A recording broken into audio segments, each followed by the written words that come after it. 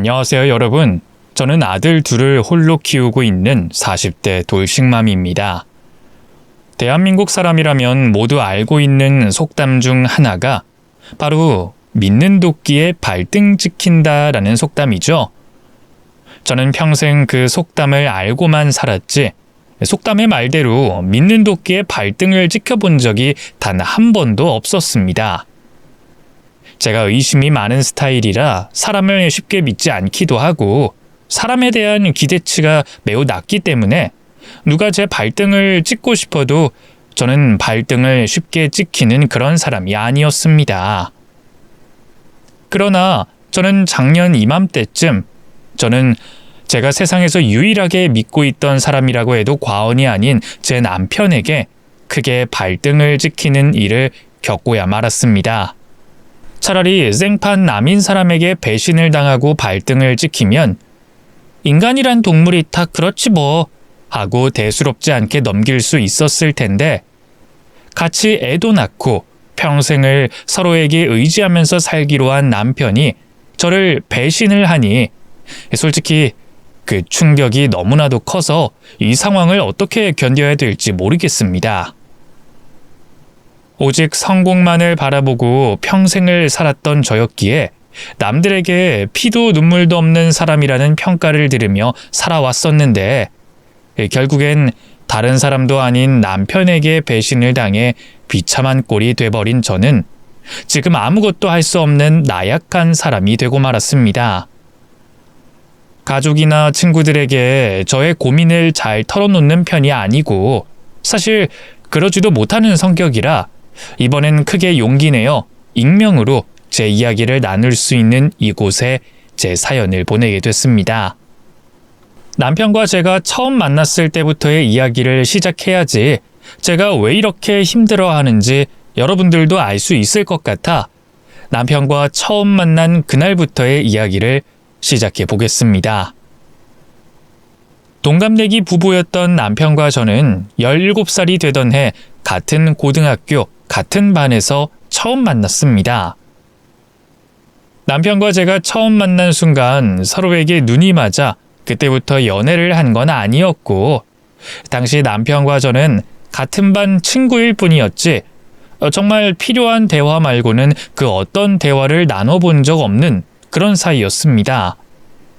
그런데 고1 때 남편의 모습을 제가 절대 잊을 수 없는 이유는 바로 남편이 너무나도 착한 친구였기 때문이었습니다.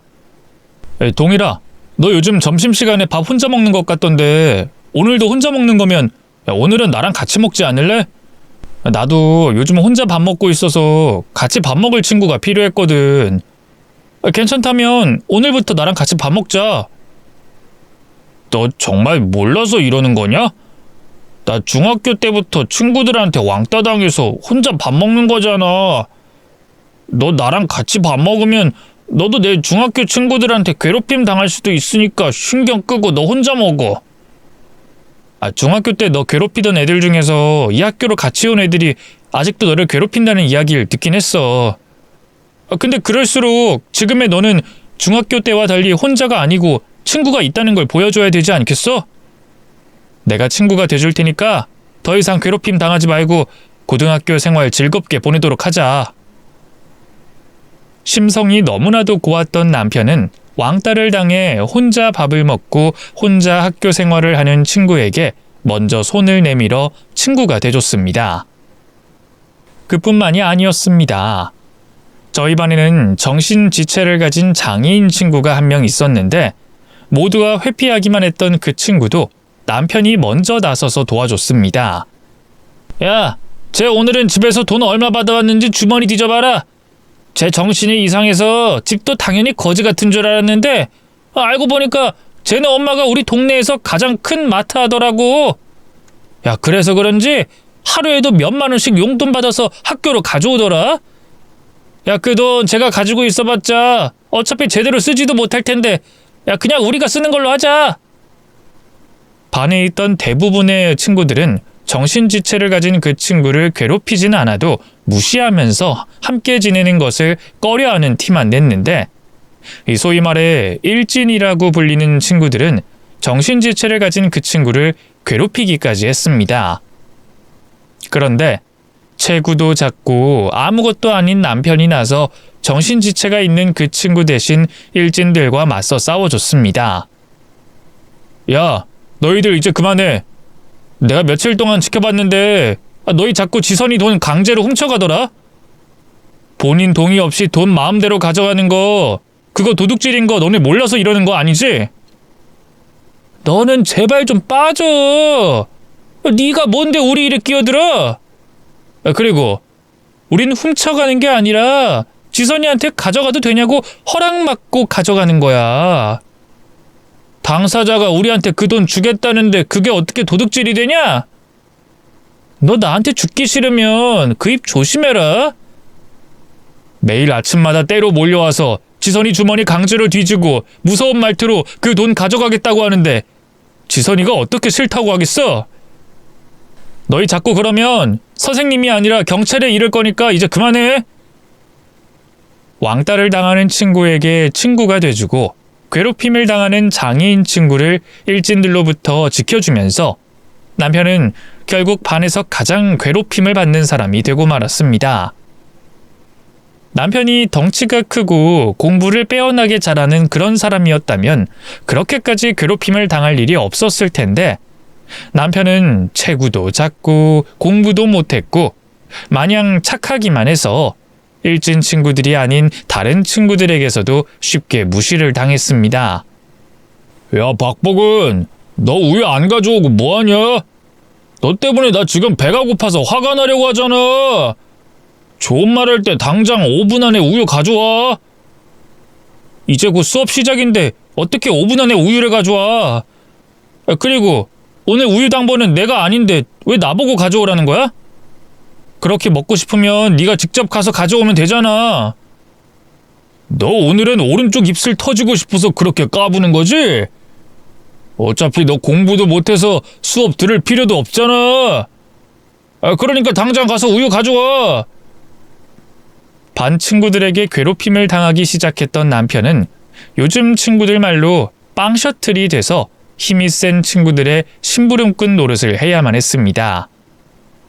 그러면서 남편은 다른 나머지 반 친구들에게 도움을 받긴커녕 조롱을 당하기까지 했었죠. 야, 혼자 착한 척 다 하더니 결국 지가 왕따 되고 지가 괴롭힘이란 괴롭힘은 당하게 됐네. 쟤 나댈 때부터 저렇게 될 줄 알았어. 그러게 왜 착한 척을 해서 결국 지가 왕따를 당해? 그니까 착한 척하는 거 진짜 재수 없었는데 차라리 잘 됐다 싶어. 나는 쟤가 마더 테레사라도 되는 줄 알았다니까. 쟤 왜 착한 척하는 줄 알아? 가진 게 없어서 그래. 가진 게 없으니까 착한 척이라도 해서 뭐라도 되고 싶었던 거야. 근데 영웅이 되는 게 쉽니? 영웅도 영웅 같아야 영웅이 되는 거지. 콩알처럼 작고 보잘것없는 게 영웅이 될 거라 생각했다는 게 솔직히 너무 역겨워. 당시 그 반의 반장이었던 제가 나서서 남편을 괴롭히는 친구들을 중재하고 남편이 반 친구들에게 괴롭힘을 당하는 일에 대하여 선생님께 따로 말씀을 드릴 수도 있었겠지만 저는 그해 1년 동안 남편에게서 일어난 일들을 못 본 척, 모른 채 했습니다. 그 이유는 어떻게 해서든 반에서 1등을 놓치지 않고 성적을 유지해야 했기 때문이었죠. 반장, 내 중학교 친구들이 보근이 화장실로 끌고 갔는데 반장이 애들 좀 말려주면 안 될까? 걔 너 때문에 지금 다른 반 애들한테까지 괴롭힘 당하고 있는 거 아니야? 그럼 네가 말려야지. 왜 나한테 말려달라고 그래? 애들이 내 말은 안 들어도 네 말은 좀 듣잖아. 아니면 네가 선생님한테라도 말씀 좀 드려줘. 저러다 보근이 오는데 심하게 맞을 것 같아서 그래. 네가 말해도 되잖아. 그리고 너는 눈이 없니? 나 지금 공부하고 있는 거 안 보여? 공부할 시간도 없어서 밥 한 끼도 겨우 먹고 있는 나한테 괴롭힘 당하는 친구 좀 도와달라는 말이 나와?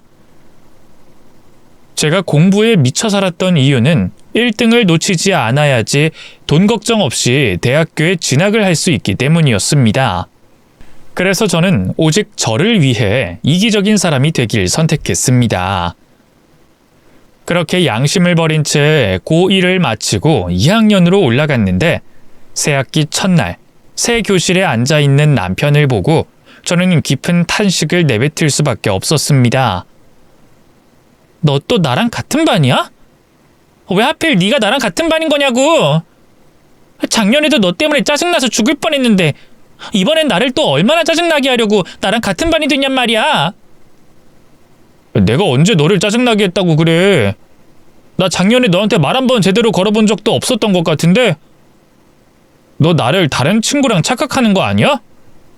네가 여기 있는 걸 알면 일진 애들이 또 여기로 몰려들 거고 그럼 또 공부하는데 방해가 되니까 그렇지.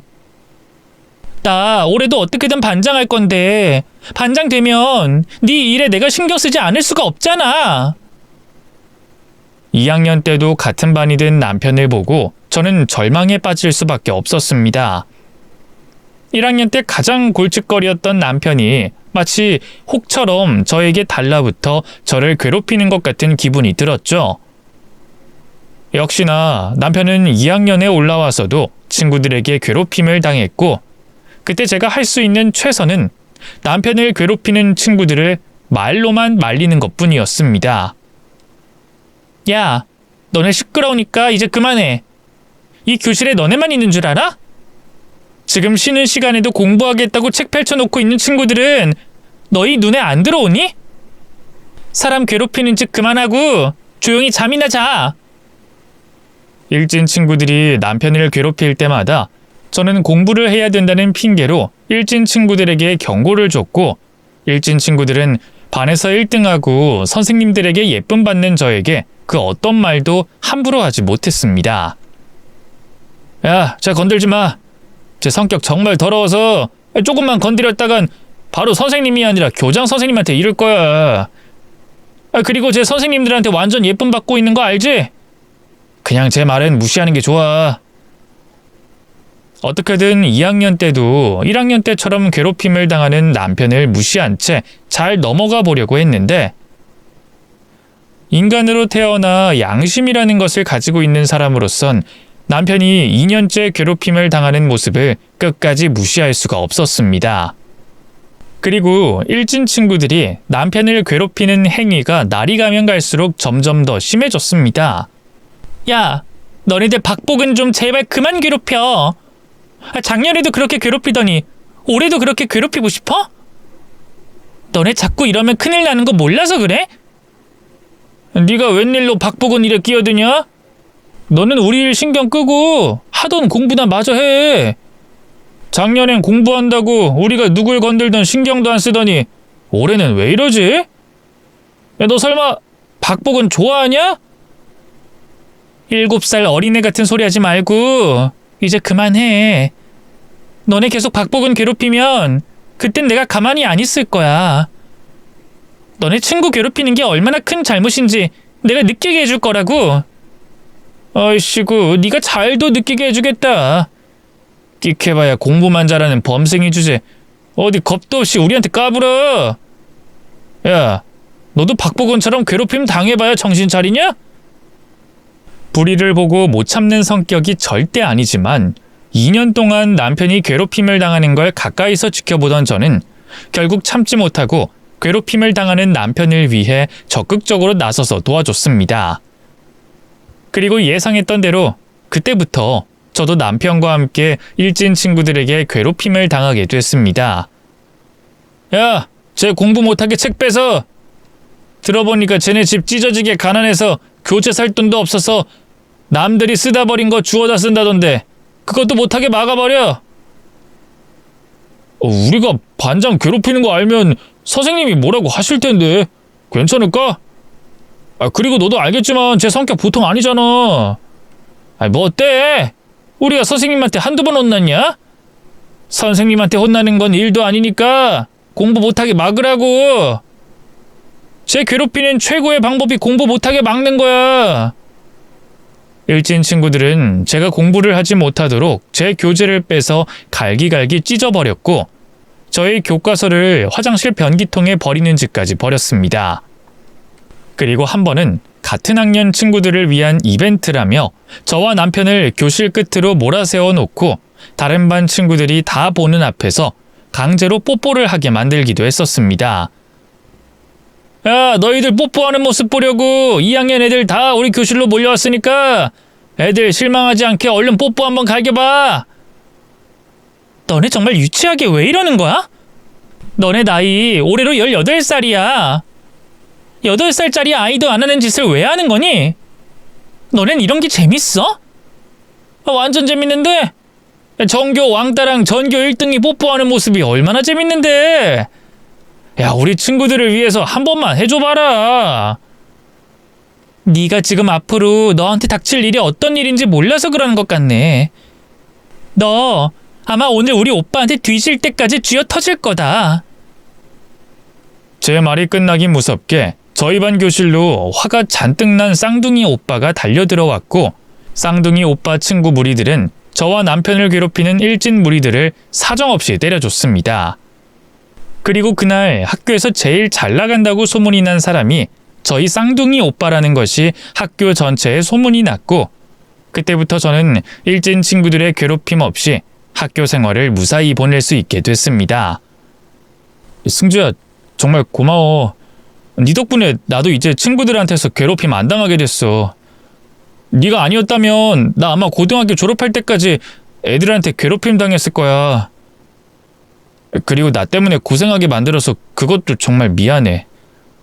나 때문에 걔네들한테 뺏긴 교재는 내가 다시 사주도록 할게. 너 때문에 고생한 거 아니니까 미안해할 필요 없어. 그리고 앞으론 애들이 너랑 나 괴롭히는 일 없을 거니까 걱정하지 말고 편하게 학교 다녀. 남편은 그때부터 제 허락도 없이 제 뒤를 쫓아다니기 시작했습니다. 공부한다고 친구도 사귀고 있지 않던 저에게 먼저 친구가 돼주겠다며 손을 내밀어줬고, 저는 그런 남편이 처음엔 가소롭게 느껴지기만 했습니다. 승주야, 앞으로 내가 너의 친구가 돼줄게. 등하교도 같이 하고 밥도 같이 먹고 공부하러 갈 때도 같이 가줄게. 너 독서실 다닌다고 했지? 나도 앞으로 그 독서실 다녀볼까 생각 중인데 내일부터 학교 마치고 독서실 같이 가자. 공부도 안 하는 네가 왜 독서실을 다녀? 그리고 나 왕따 아니거든? 그러니까 굳이 네가 나서서 내 친구가 돼줄 필요는 없어. 난 친구 같은 거 필요 없는 사람이야. 친구가 돼주지 않아도 된다고 말해도 귀찮을 정도로 저를 쫓아다니는 남편을 보며 저는 그냥 남편이 제 그림자 정도라고 생각하며 살기로 했습니다. 그렇게 원치 않게 남편과 함께 다닌 지 몇 달이 흐르고 난 후 자연스럽게 남편에게 마음이 열린 저는 남편에게 조언 아닌 조언을 해줬습니다. 너도 공부 좀 해보지 그래? 내가 공부하면서 느낀 건데 아무리 힘세고 못된 애들이라도 공부 잘하는 애들은 쉽게 괴롭히지 못하더라고. 사람 심리가 그래. 자기보다 위치가 높다고 생각하는 사람들은 단번에 알아차리고 그런 사람은 쉽게 괴롭히지 못하는 거. 어쩌면 그게 사람 본능일지도 몰라. 그러니까 너도 너 자신을 지키기 위해서라도 공부 좀 해봐. 남편이 체구가 좋은 것도 아니고 그렇다고 성격이 못돼서 야가 빠진 사람으로 살 수 있는 것도 아니었기에 저는 남편에게 공부를 해서 본인 스스로를 지켜보라 조언을 했고, 말만 알겠다고 하고 넘길 줄 알았던 남편은 제 말을 들은 그날부터 저만큼이나 공부를 열심히 하기 시작했습니다. 승주야, 나 이번에 선생님이랑 상담했는데 이렇게만 공부하면 서울에 있는 대학교도 갈 수도 있을 거라고 열심히 하라고 응원해 주시더라. 나 정말 서울에 있는 대학교 갈 수 있을까? 선생님이 일부러 나 기분 좋으라고 하신 말씀 아니겠지? 선생님 말씀대로 지금처럼 열심히만 하면 갈 수 있을 거야. 물론 나랑 같은 학교 가려면 지금보다 100배로 더 열심히 해야 하긴 할 거야. 남편은 저와 함께 서울에 있는 대학교로 진학을 하고 싶다며 어떨 때는 저보다 더 열심히 공부하기도 했습니다. 그리고 남편과 함께 수능을 본 그날 저녁, 저는 남편 앞에서 처음으로 어린아이처럼 펑펑 울고 말았습니다. 이번 수능 완전 망했어. 이 정도 성적이면 절대로 전액 장학금은 못 받을 거야. 아니, 입학 장학금도 받지 못할 정도라고. 그러면 나 대학 절대 못 가는데 이제 어쩌면 좋아. 대학을 못 가긴 왜 못 가. 부모님한테 등록금 딱 한 번만 도와달라고 잘 말씀드려봐. 장학금 못 받았다고 대학 포기하는 건 너무 아깝잖아. 우리 집은 그럴 만한 사정이 못 돼. 그래서 내가 그렇게 죽어라 공부한 건데 제일 중요할 때 모든 걸 다 망쳐버렸어. 나 이제 어떡하면 좋아? 저희 친정집은 너무나도 가난했기에 제가 장학금을 받지 못하면 저는 죽어도 대학교에 진학할 수 없었습니다. 수능을 망치고 세상을 잃은 것 같은 기분을 느낀 저는 학교도 가지 않고 집에만 처박혀 있었는데 어느 날 남편이 저희 집으로 저와 제 쌍둥이 오빠를 찾아왔습니다. 우리 부모님이 너희 쌍둥이 남매를 집으로 초대하고 싶다고 하는데 혹시 오늘 저녁에 우리 집에 와서 같이 밥 한 끼 먹을 수 있을까? 내가 너희 둘 덕분에 무사히 고등학교 졸업할 수 있게 됐다고 말씀드렸더니 부모님들이 너희한테 꼭 보답하고 싶으시대. 나는 괜찮은데 승주 상태가 너무 안 좋아서 승주가 갈 수 있을지 모르겠다. 너도 알겠지만 승주 수능 망친 이후로 방에서 안 나오고 있잖아. 승현이 네가 승주 좀 잘 달래서 와줬으면 좋겠어. 우리 부모님이 너희 두 사람 위한 선물도 준비하셨거든. 마음 같아선 집 밖으로 한 발자국도 나가고 싶지 않았지만 어른들이 직접 초대해주는 자리인 만큼 저는 그 초대를 거절할 수가 없었습니다. 그래서 저는 쌍둥이 오빠와 함께 남편 집으로 향했고 그곳에서 처음으로 시부모님들을 만나 뵙게 됐습니다. 그리고 남편과 알고 지낸 지 3년 만에 저는 남편이 아주 잘 사는 부잣집 외동아들이라는 것을 처음 알게 됐습니다. 승주랑 승연이 덕분에 우리 보근이가 무사히 고등학교 졸업할 수 있다고 이야기 들었어. 정말 고맙다 얘들아. 우리 보근이가 또래에 비해서 마르고 작아서 학교에서 괴롭힘을 당하지 않을까 걱정을 많이 했었거든. 너네 아니었으면 우리 보근이 이렇게 밝은 모습으로 고등학교 졸업하지 못했을 거야. 보근이가 심성이 고운 친구라 저희가 아니었더라도 분명 다른 친구들의 도움 받아서 고등학교 졸업 무사히 했을 거예요. 그리고 이렇게 근사한 식사 자리에 초대해 주셔서 감사합니다. 승주는 어쩜 말도 그렇게 예쁘게 하니? 우리가 오늘 너희한테 줄 선물도 준비했는데 나는 너희가 그 선물 거절 않고 받아줬으면 좋겠구나. 호화롭고 아주 큰 단독주택에 저희 집에서는 명절 때도 먹기 힘든 귀한 재료로 만든 반찬들이 질비해 있는 남편네 식탁을 보면서 시모가 저희를 위해 준비한 선물은 분명 아주 값비싼 물건일 거라고 생각을 했습니다. 그런데 시모가 준비했다는 선물은 그 어디에도 보이지 않았죠. 승연이는 졸업 후에 바로 취업한다는 이야기를 들었어. 아직 취업 예정인 곳이 없다면 우리 보근이 아빠 회사로 들어가서 일해보는 게 어떻겠니? 보근이 아빠가 지금 대기업 브랜드 의류 생산하는 공장을 운영하고 있거든. 그리 대단한 일은 아니지만 다른 회사 들어가는 것보단 월급을 조금 더 넉넉하게 받을 수는 있을 거야. 일자리 주시는 거라면 정말 감사하게 받겠습니다.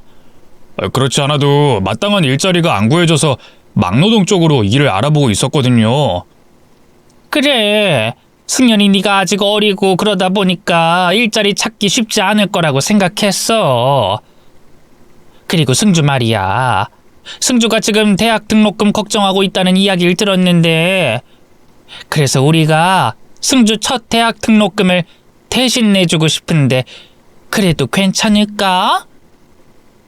쌍둥이 오빠에게는 일자리를 주고 저에게는 등록금을 내주겠다는 시모의 말에 저는 딱 잘라 단호하게 거절했습니다.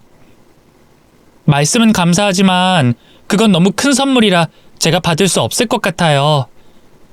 죄송하지만 두 분의 마음만 받아도 될까요? 부담 갖지 않아도 돼.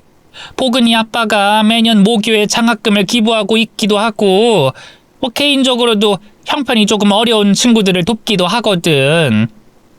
그러니까 승준은 그냥 장학금 받는 거라고 생각하고 마음 편하게 받으면 돼. 남편을 도와준 대가로 너무 큰 걸 돌려받는 것 같아 부담스러웠던 저는 시부모님들이 제게 주겠다는 장학금을 거절했지만 그것이 부담스러웠던 마음보다 대학을 가고 싶었던 마음이 더 컸던 저는 결국 시부모님에게 도움을 받고 대학교에 진학을 하기로 했습니다. 또 저와는 달리 수능을 잘 본 남편도 서울에 있는 학교로 대학을 진학하게 됐고 저희 둘은 함께 신촌으로 상경해 외로운 타지 생활을 서로에게 의지하며 보내게 됐습니다. 나 군대 다녀올 동안 공부 열심히 하고 있어? 내가 이런 말 안 해도 너 알아서 잘하겠지만 아르바이트 너무 무리하게 해서 하지 말고 돈 필요하면 나한테 연락해. 군인이 돈이 있으면 얼마나 있다고 너한테 연락하래. 너야말로 다치지 말고 영악하게 군 생활해. 너 또 아무한테나 착하게 굴지 말고 내가 시키는 대로 야가 빠지게 군 생활 하란 말이야. 내 말 무슨 말인지 알겠어? 남편이 군입대를 할 당시 저는 남편이 착하다는 이유만으로 또 군대에서 선임들에게 괴롭힘을 당하지 않을까 엄청 많은 걱정을 했습니다. 그래서 편지도 자주 쓰기도 하고 면회도 시간 날 때마다 가곤 했었죠. 그러다 1년은 또 공부에 치여 사느라 남편을 보지 못했는데 저는 막 전역을 하고 온 남편을 보자마자 기겁하고 말았습니다. 보근아, 도대체 군대에 있는 동안 무슨 일이 있었길래 이 모양이야? 너 거기서 무슨 특훈 훈련이라도 받은 거니?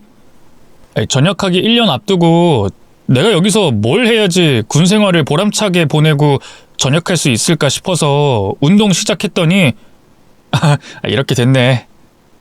왜? 네가 보기엔 많이 이상해 보여? 아니, 보기 훨씬 좋아서 그래.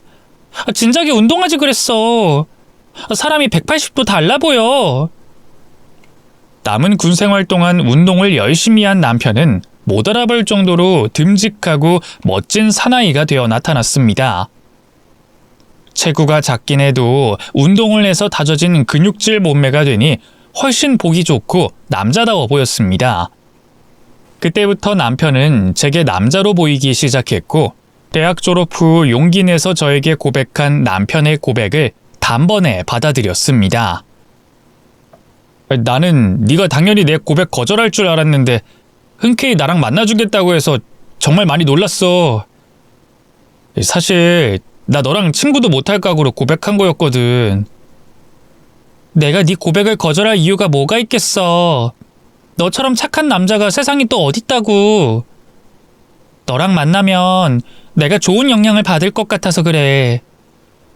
내가 인간미가 없고 사람한테 정을 잘 안 주는 스타일이지만 너는 나랑 정반대잖아?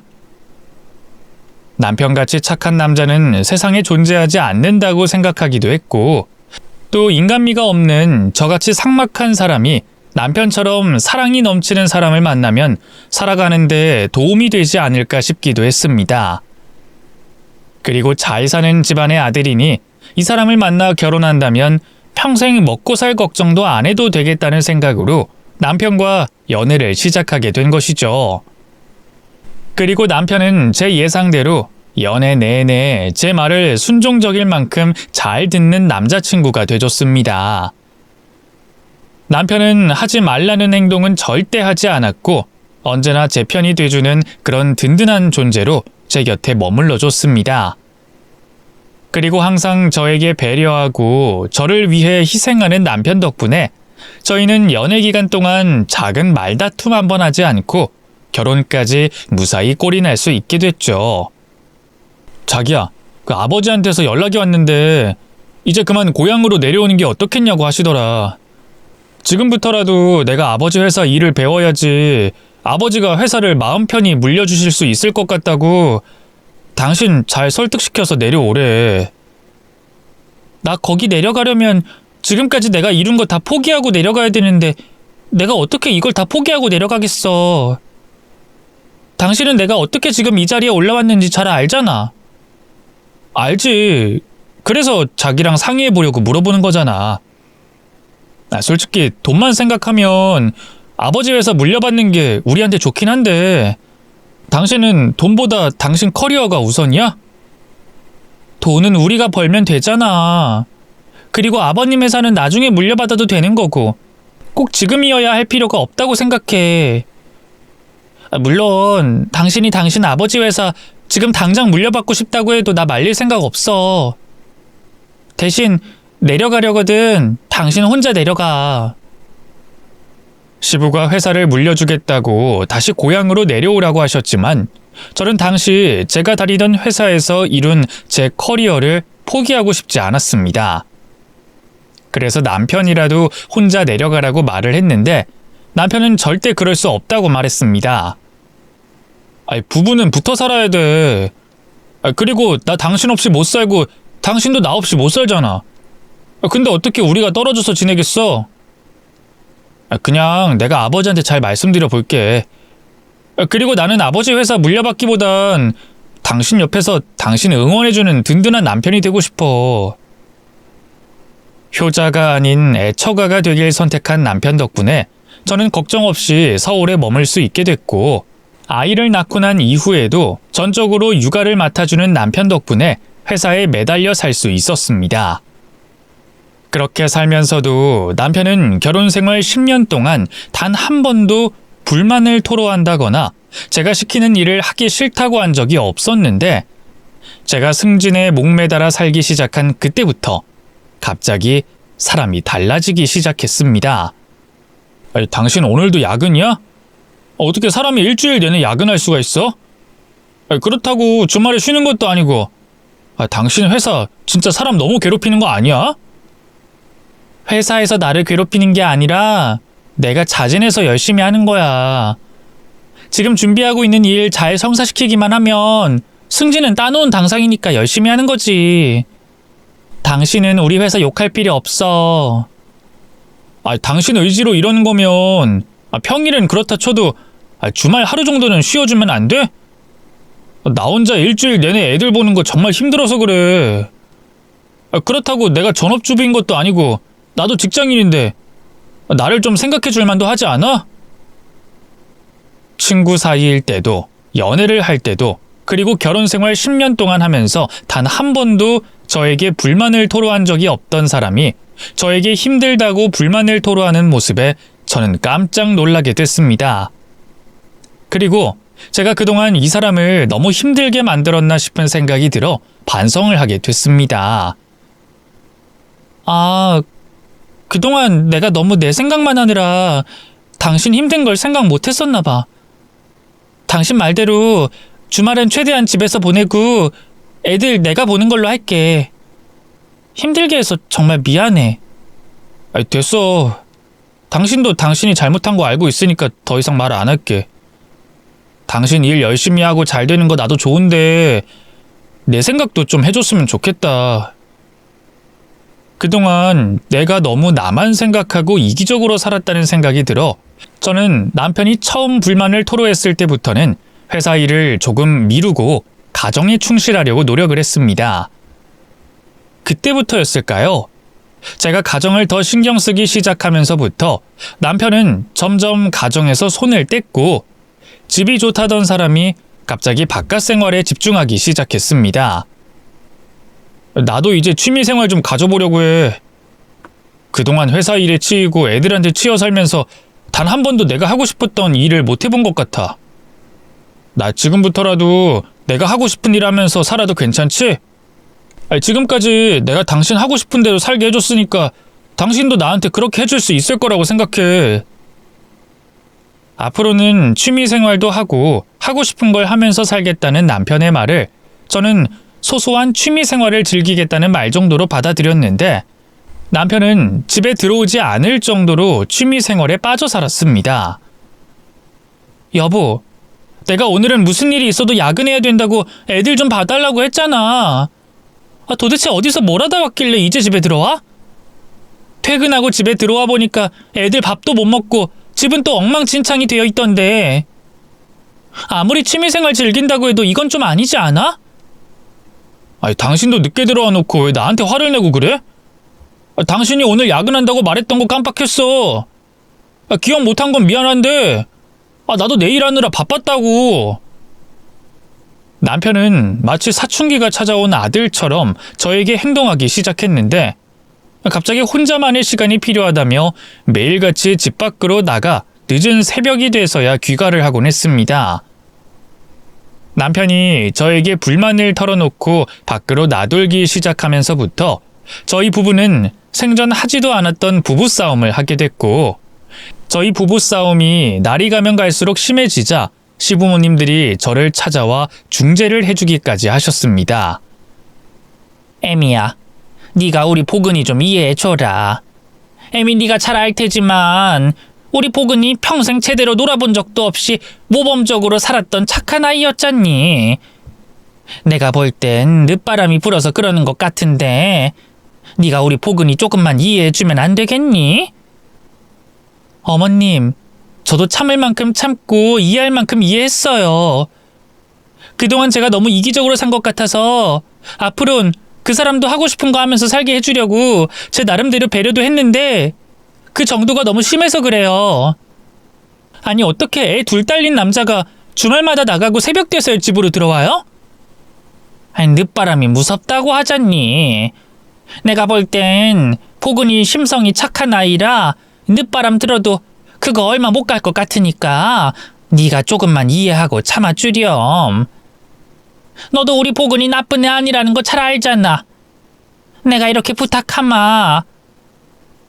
남편이 늦바람이 들어서 그런 거라고 저에게 이해해달라고 사정하는 시부모님들을 보면서 저는 생각을 다시 고쳐먹기로 다짐했습니다.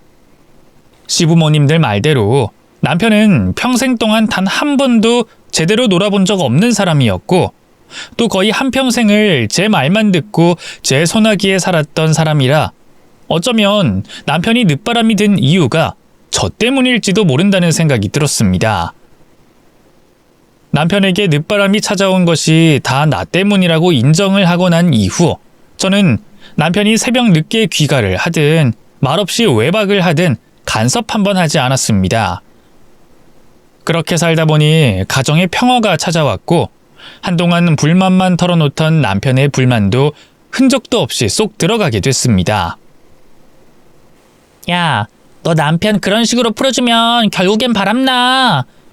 너는 네 남편이 바람 피울까봐 겁도 안 나니? 아니다. 어쩌면 이미 바람 피우고 있을지도 모르겠다. 너 우리 남편이 누군지 몰라서 그런 소리래? 우리 남편이 얼마나 착한 사람인지 너도 잘 알잖아. 매월 기부하고 틈만 나면 애들 데리고 봉사활동 가는 사람이 조강지 쳐두고 바람을 피운다고? 말도 안 되는 소리 하지 마. 왜 말이 안 돼? 그리고 남자는 인성이랑 바람이랑은 별개야. 네 남편 착하다고 너무 철석같이 믿지 마라. 너 믿는 도끼에 발등 찍힌다는 속담 괜히 있는 줄 아니? 나는 나 자신은 안 믿어도 유일하게 믿는 사람이 내 남편이야. 그 인간 늦바람 나서 이러고 있는 거 맞고 사람이 착해서 얼마 못 가서 결국 이 짓도 그만하고 가정으로 다시 돌아올 거야. 난 우리 남편 믿어. 제가 남편이 외박을 하든 말든 신경을 안 쓴다는 말을 들은 제 친구들이 어쩌면 바람을 피울지도 모른다며 조심하라고 충고를 해줬지만 저는 세상 모든 남자들이 다 바람을 피워도 남편만큼은 바람을 피우지 않을 거라고 남편을 굳게 믿었습니다. 그렇게 남편을 철석같이 믿고 남편의 잦은 외박도 간섭하지 않고 있던 어느 날이었습니다. 친구들과 낚시를 간다며 하루 외박을 하고 들어온 남편이 입은 재킷을 빨기 위해 옷을 뒤졌는데 남편의 옷 안에서 부동산 이름이 적힌 봉투 하나를 발견하게 됐습니다. 그걸 보는 순간 저는 직감적으로 이 안에 있는 서류는 내가 봐야 되는 서류라는 것을 느꼈고 저는 바로 봉투 안에 있는 서류를 꺼내 들었습니다. 원룸 계약서? 이 사람 혼자만의 시간이 필요하다더니 결국 나 몰래 혼자 지낼 집까지 얻은 거야? 이 인간 진짜 어디까지 가려고 이러는 거야? 남편 재킷안에 든 서류는 원룸 계약서 서류였는데 저는 그걸 보자마자 남편이 저 몰래 지낼 아지트 같은 공간을 구한 거라고 생각을 했습니다. 그런데 이상하게도 남편이 그곳에 무언가를 숨겨두고 있을 거라는 느낌이 들었습니다. 그리고 곧바로 남편이 계약한 그 원룸에 무엇이 숨겨져 있는지 제 눈으로 확인해보고 싶다는 생각이 들었던 저는 다음날 남편이 출근한 사이 남편 몰래 원룸 계약서에 적혀있던 주소로 찾아갔습니다. 남편이 저 몰래 구한 원룸은 경기도 외곽에 위치한 곳이었는데 주변에 공장들밖에 없어 지나가는 사람을 보기 힘들 정도로 외진 곳이었습니다. 도대체 왜 이런 곳에서 집을 구한 건가 싶은 생각이 들면서 알 수 없는 공포가 밀려왔고 저는 건물 전체가 비어있는 것 같은 원룸 빌라에 도착을 했습니다. 그리고 남편이 얻었다는 원룸 문 앞에 서서 혹시나 하는 마음에 문고리를 돌렸는데 집안에서 생전 처음 듣는 젊은 여자의 목소리가 들려왔습니다. 누구세요? 거기 누구 있어요? 누구신진 모르겠지만 제발 저 좀 꺼내주세요. 저 여기 안에 갇혀 있어요. 그러니까 제발 이 문 좀 열어주세요. 집안에 갇혀있다는 젊은 여자의 목소리에 온몸에 소름이 돋았고 순간 너무 무서워진 저는 아무 말도 하지 못한 채 문 앞에 서 있을 수밖에 없었습니다. 듣고 계세요?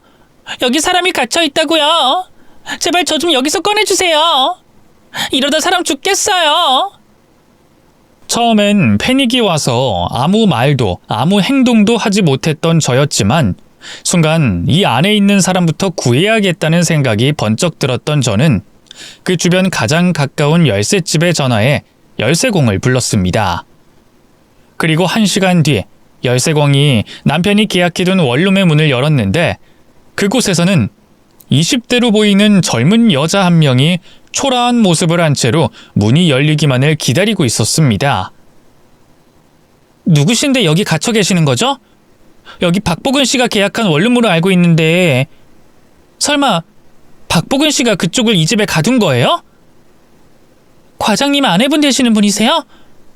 설마 사모님이 저를 여기서 꺼내주신 건가요? 남편이 계약한 원룸 안에 갇혀있던 젊은 여자는 저를 보자마자 제가 남편의 아내라는 것을 알아차리더니 바로 제 앞에 무릎을 꿇으며 저에게 빌기 시작했습니다. 사모님, 제가 잘못했어요. 제가 그러면 안 됐는데 제가 나쁜 마음 먹고 과장님한테 접근해서 이렇게 벌을 받게 된 것 같아요. 한 번만 용서해 주세요. 도대체 이게 다 무슨 소리예요? 나쁜 마음을 먹고 저희 남편한테 접근을 했다뇨? 도대체 그동안 무슨 일이 있었던 거예요? 알고 보니 제가 구해준 그 젊은 여자는 남편의 상간녀였고 그 상간녀는 제가 묻기도 전에 제 남편과 만난 과정에 대해서 털어놓기 시작했습니다. 대학 졸업하고 처음으로 인턴하는 거라 긴장도 많이 하고 걱정도 많이 했는데 그런 저를 도와준 사람이 바로 과장님이셨어요. 비록 저보다 나이는 10살 이상으로 많았지만 다정하고 자상한 과장님이 너무 좋더라고요. 그래서 유부남인 걸 알면서도 그 남자를 제 남자로 만들고 싶은 생각에 제가 과장님을 꼬시기 시작한 거였어요. 아니, 아직 나이도 많이 어려 보이는데 어떻게 겁도 없이 애 둘이나 딸린 유부남을 꼬실 생각을 했어요? 인생도 창창한 사람이 뭐가 아쉬워서 유부남을 꼬신 거냐고요? 과장님이 너무 착하고 좋은 사람 같아 보여서 그랬어요. 처음엔 과장님은 제가 아무리 꼬셔도 넘어오지 않으셨고 아내분을 배신하고 싶지 않다고 하셨어요. 근데 왠지 제가 더 꼬시면 넘어올 것 같은 느낌이 들어서 인턴이 끝나고도 과장님을 쫓아다녔던 거고요. 그러다 결국 과장님이 저한테 넘어오셨고 저인 사모님 몰래 절대 해서는 안 되는 연애를 했던 거예요. 남편이 저에게 자기도 취미 생활을 가지고 싶고 혼자만의 시간을 가져보고 싶다고 불만을 털어놓던 그때부터 저 몰래 바람을 피기 시작한 것이었습니다. 저는 그것도 모르고 바보처럼 제 남편은 절대 저를 배신하지 않을 거라는 생각으로 남편이 외박을 하든 뭘 하고 다니든 신경을 쓰지도 않았던 것이었죠. 사모님, 정말 죄송하지만 더 중요한 건 제가 지금 과장님 아이를 임신했다는 거예요. 지금 제 뱃속엔 과장님 아이가 자라고 있고 현재 8주차에 접어들었어요. 제 남편 애를 임신했다고요? 근데 왜 여기 갇혀 있었던 거예요?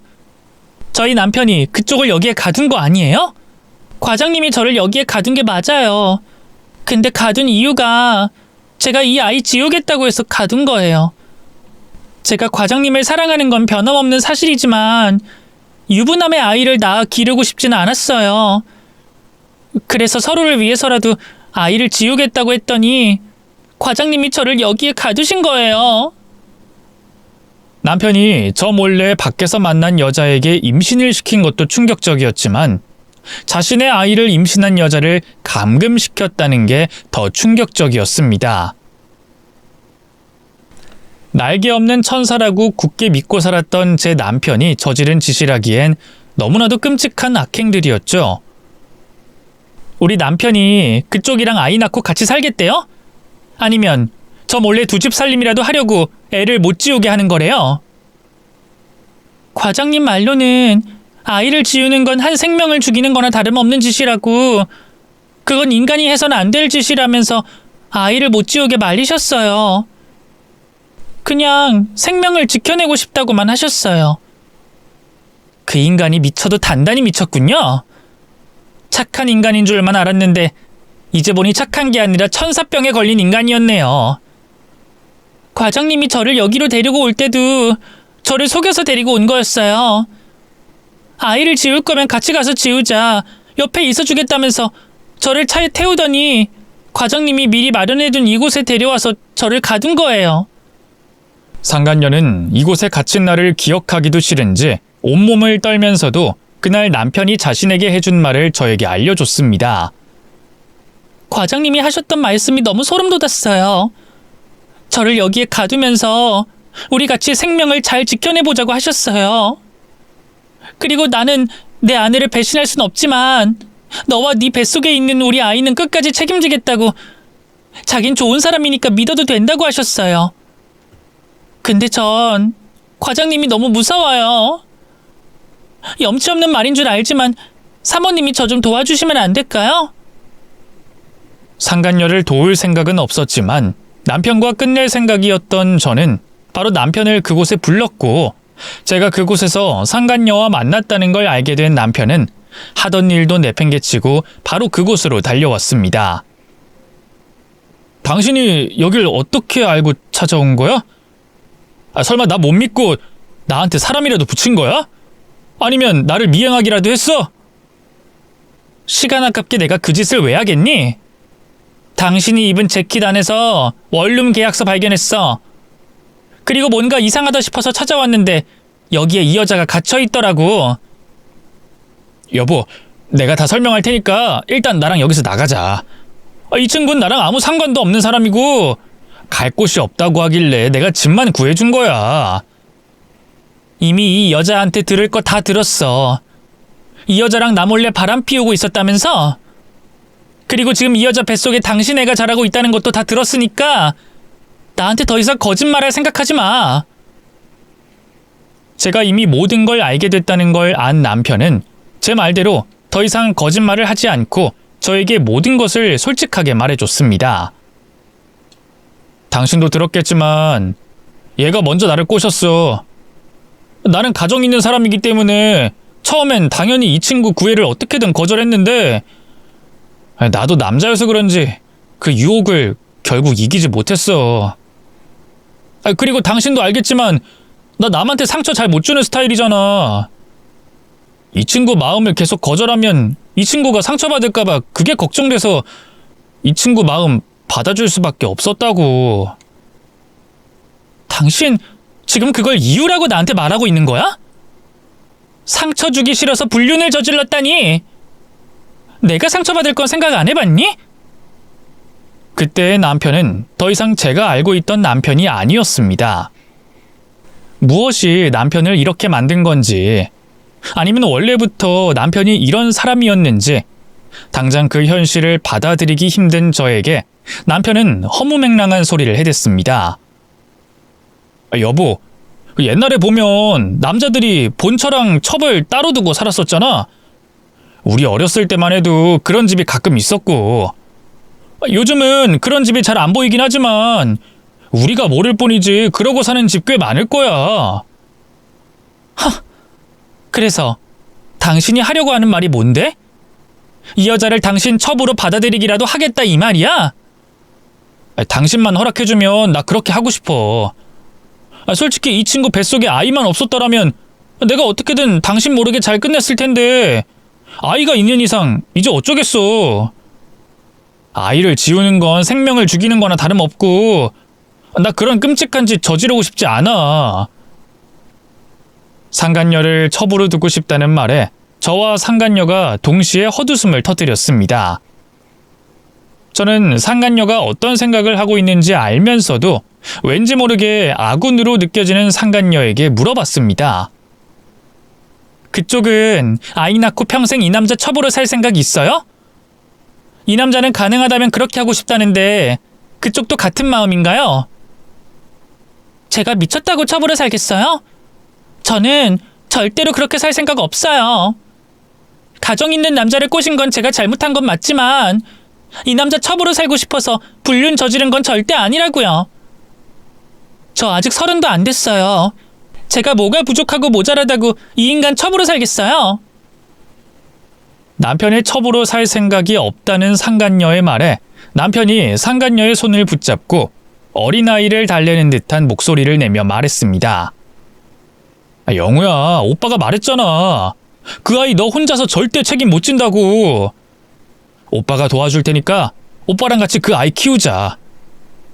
너 설마 아직도 그 아이 지울 생각하고 있는 거 아니지? 오빠 첩이 되든 안 되든 나 이 아이 지우겠다고 말했잖아.